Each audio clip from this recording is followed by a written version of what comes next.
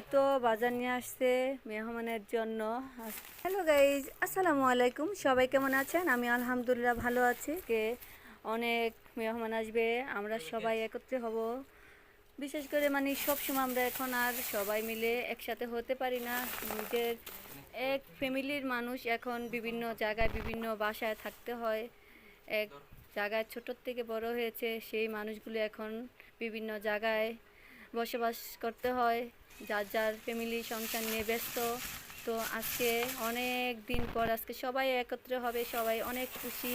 তো এই জন্য বাজার নিয়ে আসছে। এখানে দেখতে পাচ্ছেন গরু গোশ ডালছে, এখন মুরগিটাও মাশাল্লাহ দেখেন টকটা কত বড়, মাশাল্লাহ অনেক সুন্দর লাগছে।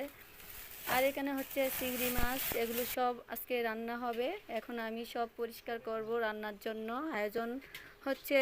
তো সবাই আমাদের জন্য দোয়া করবেন। ভালো থাকেন সবাই, আল্লাহ হাফেজ, আসসালামু আলাইকুম।